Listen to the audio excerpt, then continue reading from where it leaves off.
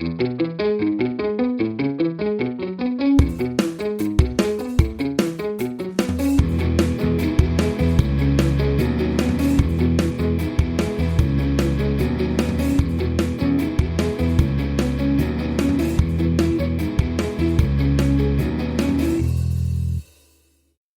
we begin, a quick disclaimer. Although we're therapists, this podcast does not provide therapy or replace working with your own therapist.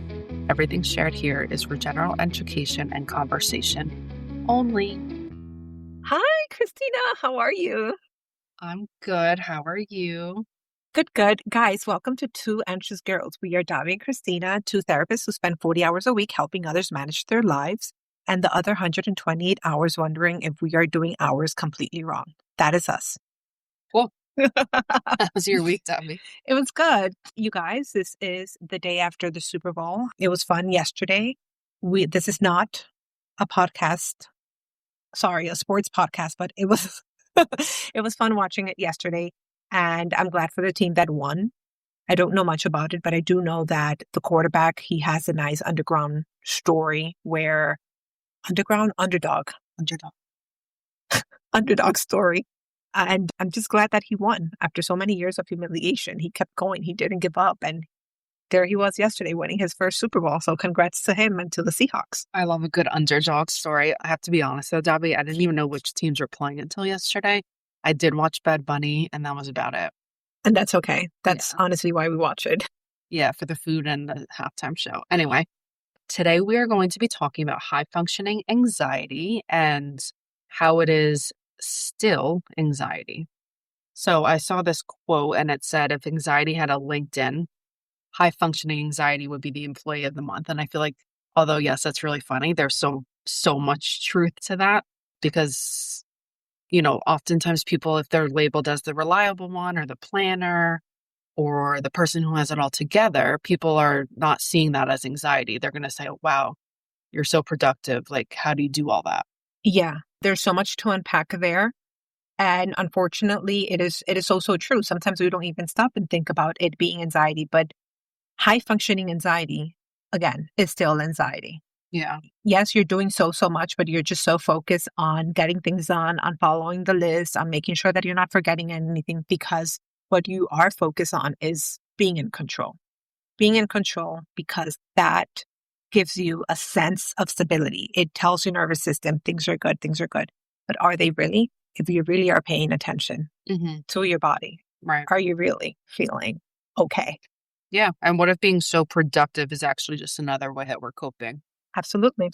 I know for me, that's so very true. And recognizing that I used to be a type B person, and Debbie knew me before giving birth, and some might call me careless or I don't know. I'm just sometimes aloof. And then I just want to say that you're being a little bit too hard on yourself, but okay. If you ask my mom, she would say otherwise. But after I gave birth 10 months ago, something shifted in my brain that I think because I was so anxious and I think it's safe to say I experienced postpartum anxiety, my whole way of coping shifted from what it used to be to now I had to plan everything for my daughter. I had to have lists of all her feedings, lists of her naps, and that's what kept me in control. And under that was anxiety. But my husband would say why are you doing too much? This is, just give it up. Just, you don't have to be so uptight about it. But that was my way of coping with the severe anxiety. So. Yeah. And that takes us to spiraling. It really, as you guys remember, last week we spoke about spiraling and how each week we're going to talk a little bit about what the spiraling or the topic for the week will be. And it takes us to remembering that spiraling is when you find yourself in a cycle of negative thoughts and thinking about the worst that could happen. And for many moms who I truly feel that they don't talk enough about it, it's very natural to feel that way. You are anxious about your baby. You are anxious about this new human being that you're totally responsible for. And many of us don't normalize that. We don't normalize it because we just quickly jump to, oh, but you have a healthy baby. You have nothing to worry about. Right. Anyhow, but when it comes to high functioning anxiety, we mask our dysregulation with productivity. That's truly what it is. As we were mentioning earlier, We stay busy, we keep busy, we are constantly in motion, and that gives us a sense of control. Even though when you over prepare for absolutely everything, when you feel guilty for resting or just taking a break, or when staying busy truly does become avoidance, and it becomes avoidance because you don't want to spiral. If you feel that that you stop, it's a problem. It's an issue. Mm. Like for me, I don't consider myself a type A person, but I do keep lists. Things do feel better when I plan ahead and I know what I am doing and I know what to expect. For example, many people may not have noticed when you look at your planner that February is the perfect month. Like, that's insane. That's what brings me joy. Just looking at the month of February and seeing how it starts on a Sunday and it ends on a Saturday. Those are 4 perfect weeks. And yes, almost every single day there's something planned in it. But yeah, you guys, that's not necessarily good. So just know that when it comes to high functioning anxiety, even though no one labels this as anxiety, it looks like success, but it's not necessarily successful. Yeah. We do recognize that our society rewards the anxiety, rewards individuals who are very high functioning, but we want to stay away from that, or at least find a balance. Find a better balance. Because I think, Debbie, I recognize that I always see you with your planner, and I wish I could be like that. I wish I could have a planner that has everything I need to do and the clients I'm going to see, because I think it does help anxiety to an extent, right? I think everything in life is just finding a balance. That is true. That is true. There's some goodness there, but again, you are correct. If we could find a better balance, if we could label things for what they are, if we can help our nervous system regulate itself in a healthier way, that is the goal. That's what we would like to accomplish. Right. And I think that could take us to what we call the I'm fine culture. I don't know about you, Debbie, but when someone says, "How are you, Christina?" I find myself, no matter how I'm feeling, I just say, "Good. How are you?" And I think about this often. What if I was to be honest with people when they say, "Christina, how are you?" And what if I were to say, "Hey, I'm feeling so anxious about," I don't know, it could be anything. My daughter's teething right now. I'm feeling so anxious about her potentially getting a fever. How are you? But no, I can't say that, because people are just expecting you to say, "Good, how are you?" And then you keep it pushing, you keep it going. Yeah, it's that emotional invisibility where you truly are not in tune with your emotions. I could only imagine how anxiety provoking this is for you. You probably are not sleeping well. Oh, gosh, but he's fine. Yeah, she's totally fine. And a way that I calm my anxiety is just almost questioning these negative thoughts, which I think we'll talk more about in future episodes. I tell myself, yes, she is teething, but do I have any further evidence that she's going to get sick? No, this is a natural part of her growth and she's going to be okay. So, yes, saying I'm fine and all of that, it almost becomes a reflex. Even when we're exhausted, overstimulated, or on edge, we tend to just say, "Yeah, I'm fine," and keep it pushing. And some people might see that as, again, you have it all together. You have this ability to do so much, but we're not being honest. And I know for you, Dobby, if someone, I don't know about you actually, but if we're seen as functioning, our families and friends and everyone and whoever else is in our life, they assume that we're okay, even when we're not. So I don't know if that brings up anything for you. I know we've spoken about families in the past and all that. Absolutely. Absolutely. I laugh because I really do resonate with this topic tremendously. Even when you're functioning, people do assume that you are okay, and you're not. And that really does take us to when coping looks like overachieving. We disguise anxiety as ambition sometimes. And there's nothing wrong with being ambitious. I truly do. I respect that and admire it tremendously. I really, really do. But sometimes anxiety will fuel perfectionism, which is not healthy, as we know, at all. Sometimes you can very easily weave into people-pleasing behaviors, just saying yes to everything, letting people know that you got it, that you'll make it happen, that you're the capable one, that you're the one who gets things done. And it shouldn't really need to be that way, because are you driven Are you ambitious, or are you just fearful of what will happen if you slow down? What will happen if you Start just, saying no. start saying no? I think that some people truly are terrified of falling apart if they were to stop. Yeah. And then the crash happens. The crash happens, and that's where burnout shows up. That's where resentment shows up. That's where the sudden shutdown shows up. And I know that for us, many times people say, oh gosh, but why did it happen? Like, what was going on? They seemed fine. And no one was really fine. They just kept going and not really being honest of how they were truly feeling. Some people are very, very overwhelmed. I constantly am noticing, and I say it out loud, we truly are living in quite a dysregulated world, Mm-hmm. and we are being very affected by it. We are dysregulated ourselves. Yeah. And again, if we could listen more to our bodies Mm-hmm. and not so much to our minds, Mm-hmm. I truly do feel that our nervous system can be calmer, and we can react more appropriately to all the demands of this world that demands us to be high functioning.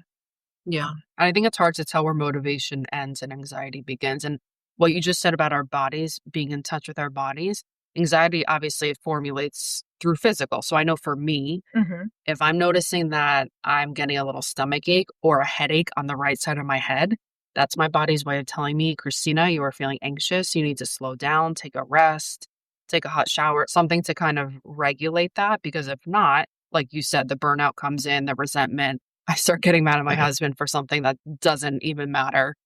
And we want to avoid that, right? Absolutely. Absolutely.